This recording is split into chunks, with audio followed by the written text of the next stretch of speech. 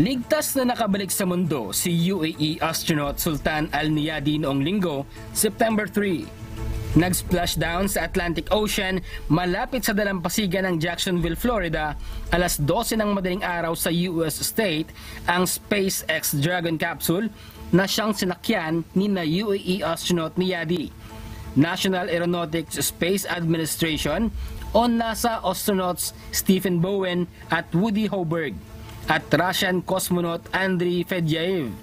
Ito ang pinakamatagal na naging space mission ng Arabs sa International Space Station o ISS na tumagal ng 6 na buwan upang magsagawa ng pioneering science experiments na makatutulong sa mga tao at sa larangan ng siyensya.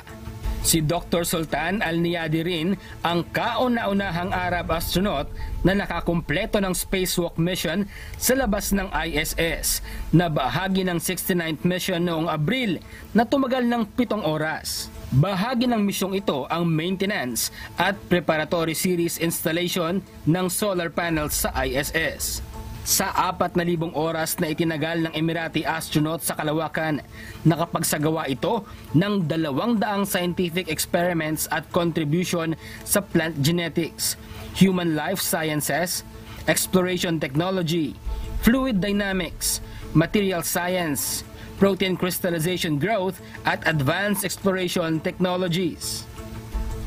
Matatandaang March 2 nitong taon nang lumipad patungong kalawakan ang Falcon 9 rocket, lulan ang mga astronauts patungong ISS.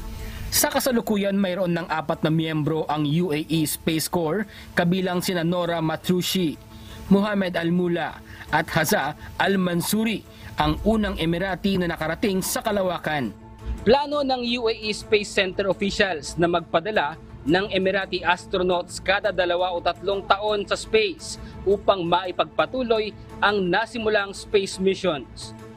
Bradley Robuza, UNTV News and Rescue, United Arab Emirates. Diyos ang aming sandigan, serbisyo publiko ang aming pinahahalagahan.